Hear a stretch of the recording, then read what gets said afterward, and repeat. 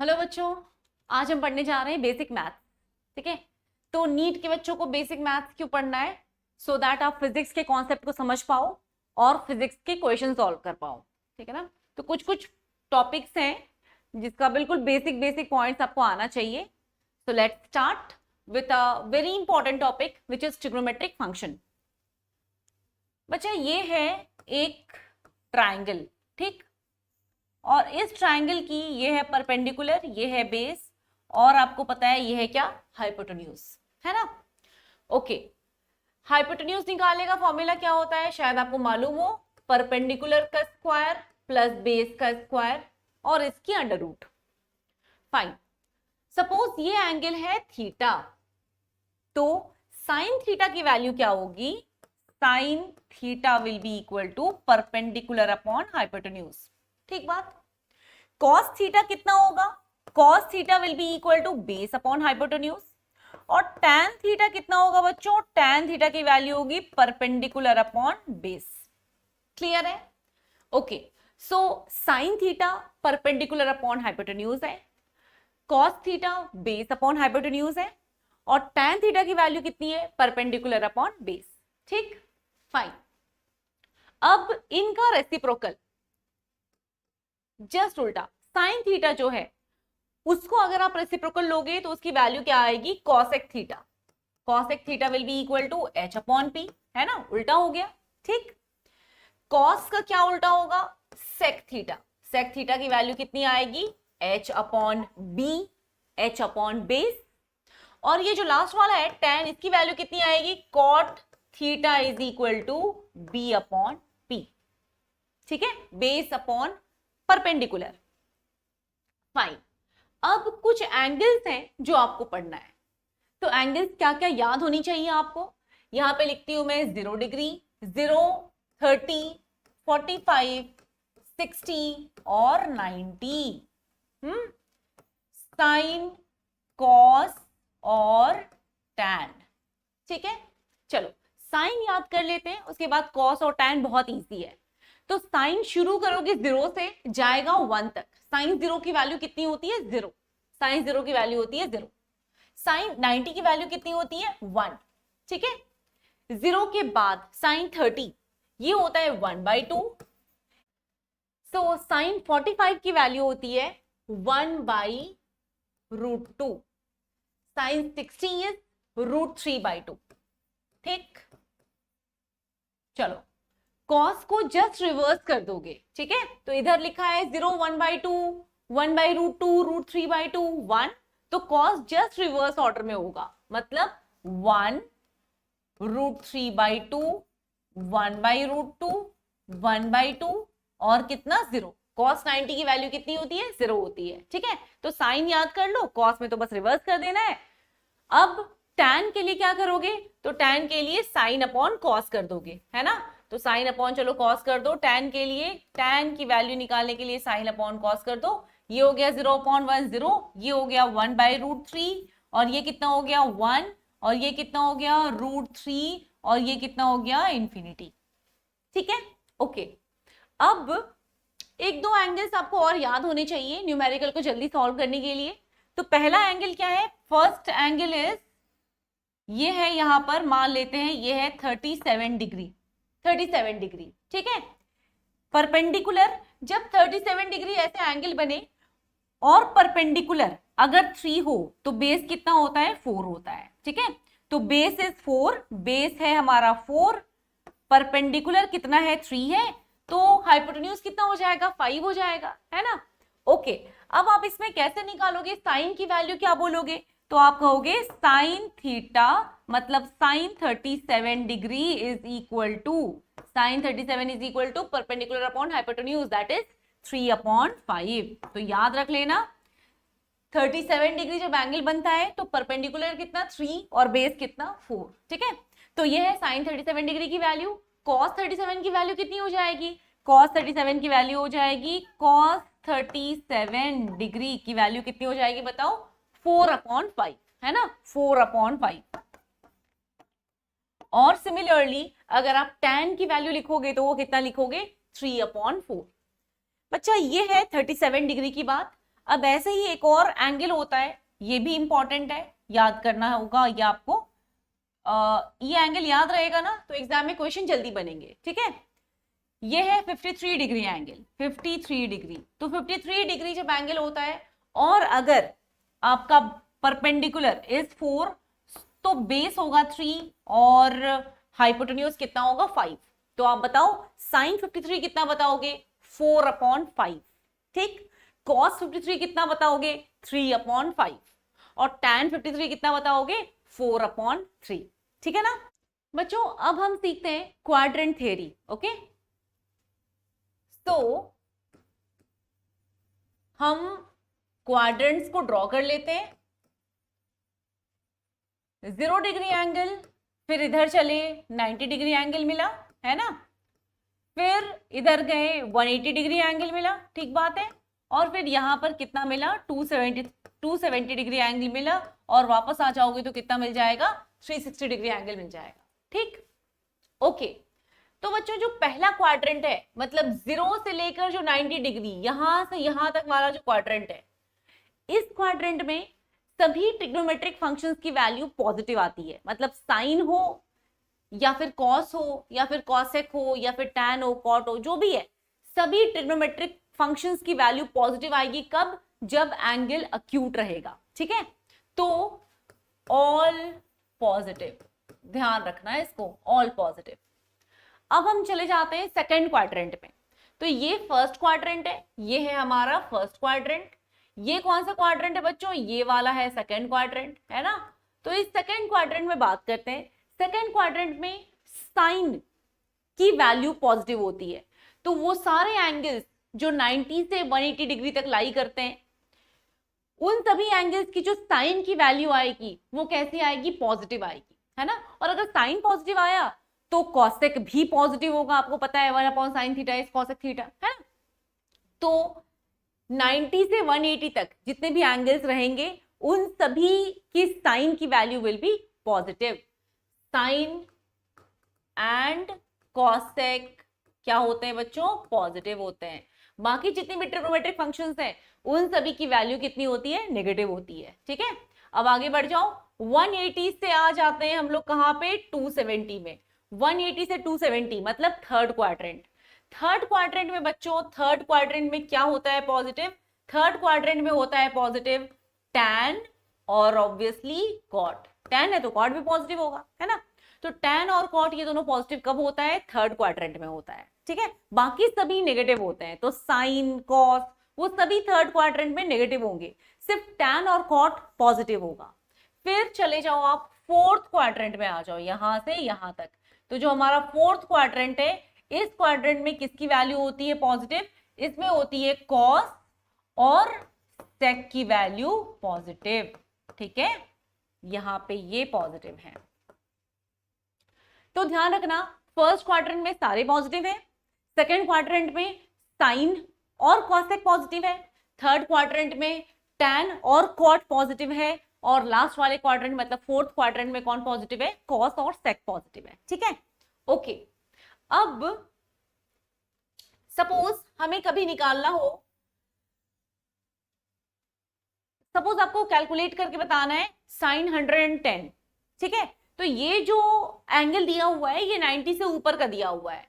तो 90 से ऊपर की कभी भी एंगल दी हुई हो और आपको साइन, कॉसेक या फिर टैन, कॉट कुछ निकाल कर बताना हो, तो उसके लिए आपको कुछ सेट ऑफ रूल्स फॉलो करने हैं। बहुत इजी है, ध्यान से देखना। सबसे पहली बात है कि आपके वैल्यू की जो वैल्यू आएगा उसकी साइन क्या होगी, ये कैसे पता चलेगा आपको? क्वाड्रेंट को देखकर, ठीक है। जैसे मान लो sine 30 will always be positive, क्योंकि 30 डिग्री एंगल जो है ना वो कहां पर लाई कर रहा है? फर्स्ट क्वाड्रेंट में लाई कर रहा है, ठीक है। कॉस 45 ये कौन सी क्वाड्रेंट में लाई कर रहा है? फर्स्ट क्वाड्रेंट में लाई कर रहा है। और फर्स्ट क्वाड्रेंट में तो सभी ट्रिग्नोमेट्रिक फंक्शंस की वैल्यू कैसी होती है? पॉजिटिव होती है। तो साइन भी पॉजिटिव होगा, कॉस भी पॉजिटिव होगा, जो मर्जी चाहे वो सारे पॉजिटिव ही होंगे, है ना। अब सेकंड में अगर आ जाओ तो सेकंड में हम बात करते हैं 110 एंगल या 120 एंगल। तो साइन 120 की वैल्यू कैसी होगी बच्चों? पॉजिटिव होगी। Sine 120 will be positive. लेकिन अगर आप cos 120 की बात करोगे तो वो कैसा होगा? नेगेटिव होगा, है ना। बिकॉज सेकेंड क्वाड्रेंट में 120 एंगल जो है वो सेकेंड क्वाड्रेंट में लाई कर रहा है, और सेकेंड क्वाड्रेंट में सिर्फ साइन और कॉसेक की वैल्यू कैसी होती है, पॉजिटिव होती है, बाकी सभी नेगेटिव होते हैं। तो cos 120 will B negative, tan 120 will B negative, but sin 120 will be positive. समझ गए ना बात को? वैसे ही थोड़ा आगे बढ़ो, 190 डिग्री एंगल की बात करते हैं। तो 190 डिग्री एंगल अगर दिया हुआ है तो इसकी जो tan की वैल्यू आएगी वो पॉजिटिव आएगी, इसकी जो cos और sin की वैल्यू होगी वो कैसी होगी, नेगेटिव होगी, है ना। सिमिलरली आगे बढ़ जाना, 300 डिग्री एंगल, अगर हम बात करें 300 डिग्री एंगल की, तो उसकी cos की value will be positive, sec की वैल्यू विल बी पॉजिटिव, बाकी जितने भी है वो सारे क्या होंगे, नेगेटिव होंगे, है ना। तो बस इसी चीज को थोड़ा हम देख लेते हैं। तो एक बात आपको ध्यान रखनी है कि साइन कैसे पता करोगे, साइन कैसे डिसाइड करोगे, अकॉर्डिंग टू क्वाड्रेंट, ठीक, जैसे अभी हमने पता किया। अब मान लो एक एंगल है अल्फा, जिसकी वैल्यू, जिसकी ट्रिग्नोमेट्रिक फंक्शन की वैल्यू आपको निकाल कर बतानी है, ठीक है। तो एक एंगल है अल्फा, जैसे कि मान लेते हैं अल्फा है 120 डिग्री, और आपको बताना है साइन 120 डिग्री की वैल्यू, तो कैसे बताओगे? तो सबसे पहली बात, लेट सपोज मैं अल्फा को ऐसे लिख रही हूं, alpha is equal to 90 degree plus और माइनस थीटा, ठीक। Alpha is equal to 90 degree plus और माइनस थीटा, जहां पर थीटा एक एक्यूट एंगल है, ठीक है, थीटा इज एक्यूट, थीटा जो है ना वो लेस देन 90 डिग्री है, ध्यान रखना, ठीक है, ओके। हो सकता है आपका जो एंगल है वो थोड़ा बड़ा हो, जैसे 300 डिग्री हो, तो उस केस के लिए हम पहले से प्रिपेयर्ड रहेंगे। 90 डिग्री को मैं n से मल्टीप्लाई कर रही हूं, मतलब n क्या है, एक इंटीजर है, ठीक है ना। अब सपोज आपको लिखना है 120 डिग्री को, तो 120 डिग्री को आप कैसे लिखोगे? आप उसको लिखोगे 90 प्लस 30, है ना। और बताना 90 प्लस 30 जो आपने लिखा, इसमें थीटा कितना हुआ, 30 हुआ, ये वाली एंगल कितनी हुई, 120 हुई, है ना। और n की वैल्यू कितनी हुई, n तो 1 हुआ ना, n तो 1 हुआ, okay fine, n is 1, clear, okay. अब देखो ये जो n है इसकी वैल्यू कैसी है, 1 है। अभी इस केस में सपोज मैं थोड़ा चेंज कर दूं और मैं यहां पर दूं आपको एक एंगल 210, तो 210 को आप कैसे लिखोगे, 210 will be equal to 90 plus 30 और इसको मल्टीप्लाई कर दो 2 से, तो ये कितना हो गया, 180 प्लस 30 दैट इज 210, ओके। तो मैंने आपको ये एंगल दिया था और ये एंगल दिया था, उसको आपने इस फॉर्म में लिख दिया, n इंटू 90 प्लस थीटा के फॉर्म में। अब आप चेक करो कि जो n है, n ये वाला n वो इवन है या ऑड है, ठीक है। तो बताओ n यहां पर क्या है बच्चों, यहां पर तो n है इवन, और यहां पर n क्या है, यहां पर n है ऑड, ठीक बात है, यहां पर n ऑड है। जब n इवन हो तो आपको ट्रिग्नोमेट्रिक फंक्शन को चेंज नहीं करना होता है, no change in trigonometric function. इसका मेरा क्या कहने का मतलब है अभी बताऊंगी आपको। अगर n इवन है तो फिर हम कोई चेंज नहीं करते हैं ट्रिग्नोमेट्रिक फंक्शंस में, और अगर n ऑड होता है तो फिर हम चेंज करते हैं, है ना। तो लेट सपोज अभी यहाँ लिखते हैं कि n हमारा क्या आया, ऑड आया, तो आप ट्रिग्नोमेट्रिक फंक्शन को चेंज कैसे करोगे, साइन की जगह पे क्या लिखोगे बच्चों, कॉस, सेक की जगह पे क्या आ जाएगा, कॉसेक, और कॉट की जगह पे क्या आ जाएगा, टैन आ जाएगा, ठीक बात है। देखते हैं एग्जाम्पल। पहला दिया हुआ है साइन 90 माइनस थीटा, तो दो ही बात ध्यान रखनी है, एक कि कौन सी क्वाड्रेंट में लाई करेगा, और दूसरी बात कि n की वैल्यू क्या है, ठीक है। तो साइन 90 माइनस थीटा, आपको क्या लग रहा है ये कौन सी क्वाड्रेंट में लाई करेगा, ये फर्स्ट क्वाड्रेंट है ना, 90 से कम है, फर्स्ट क्वाड्रेंट। तो साइन फर्स्ट क्वाड्रेंट में साइन की वैल्यू जो भी एंगल हो, अगर वो फर्स्ट क्वाड्रेंट में है तो साइन की वैल्यू क्या होती है, पॉजिटिव होती है। साइन क्या, सभी ट्रिग्नोमेट्रिक फंक्शंस की वैल्यू क्या होती है, पॉजिटिव होती है, तो ये रहेगा तो खैर प्लस ही। अब साइन 90 माइनस थीटा है, तो आप बताना यहाँ पर n की वैल्यू कितनी है, n की वैल्यू कितनी है 1 है, मतलब ऑड है ना, n की वैल्यू ऑड है। और अगर n की वैल्यू ऑड हुई तो हम क्या करते हैं, फिर हम चेंज करते हैं, साइन की जगह पे क्या लिखते हैं, कॉस लिखते हैं। तो ये कितना हो जाएगा, कॉस थीटा।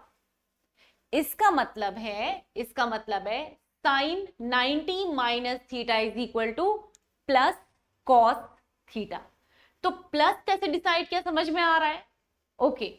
और ये ट्रिग्नोमेट्रिक फंक्शन को चेंज कैसे करना है ये समझ में आ रहा है। अब आगे बढ़ते हैं, साइन 180 प्लस थीटा में जाओ। तो ये कौन सा क्वाड्रेंट लग रहा है आपको, 180 के बाद जो क्वाड्रेंट स्टार्ट होता है वो कौन सा क्वाड्रेंट होता है, थर्ड क्वाड्रेंट। और थर्ड क्वाड्रेंट में किसकी वैल्यू पॉजिटिव होती है, tan की वैल्यू पॉजिटिव होती है, बाकी सभी नेगेटिव होती है। तो साइन 180 प्लस थीटा की जो वैल्यू आएगी वो तो नेगेटिव ही आएगी ना, वो तो नेगेटिव आएगी, ये तो पक्का है, ठीक है। अब ये बताओ कि इसको आप क्या लिख सकते हो, 90 इंटू 2 लिख सकते हो, और 2 इंटू 90 का मतलब है n की वैल्यू क्या है, इवन है। और अगर n इवन हो तो हम ट्रिग्नोमेट्रिक फंक्शन को चेंज नहीं करते हैं। इसका मतलब है ये कितना बनेगा, minus sine theta, minus sine theta, समझ गए। तो sine 180 plus theta is equal to minus sine theta, ठीक है, ओके। अब साइन 360 माइनस थीटा, इसके बारे में बताओ। साइन 360 माइनस थीटा ये कौन से क्वाड्रेंट में होगा, ये तो बिल्कुल लास्ट वाले फोर्थ क्वाड्रेंट में होगा, है ना। तो अगर ये फोर्थ क्वाड्रेंट में है 360 माइनस थीटा, तो फोर्थ में कौन पॉजिटिव था, कॉस पॉजिटिव था। साइन की तो कोई सी भी एंगल फोर्थ क्वाड्रेंट वाली पॉजिटिव नहीं होगी, है ना, तो रिजल्ट तो नेगेटिव आएगा, ये तो पक्का है। अब इसको कैसे लिख सकते हो बताओ, 360 को आप लिख सकते हो 4 इंटू 90, और 4 क्या है, इवन है। और अगर 4 इवन है तो हमें फंक्शन को चेंज करने की जरूरत नहीं है, हम डायरेक्टली माइनस साइन थीटा लिख देंगे, मतलब sine 360 minus theta is equal to minus sine theta, ठीक है। आगे देखो, cos 90 प्लस थीटा, ये कौन से क्वाड्रेंट का लग रहा है, सेकंड क्वाड्रेंट का। सेकंड क्वाड्रेंट में साइन पॉजिटिव होता है, बाकी सारा क्या होता है, नेगेटिव होता है। तो इसका मतलब है इसकी जो रिजल्ट आएगी वो कैसी आएगी, नेगेटिव आएगी। और cos 90 प्लस थीटा, यहाँ पे n क्या नजर आ रहा है, n तो जरूर 1 होगा, है ना, n तो 1 होगा।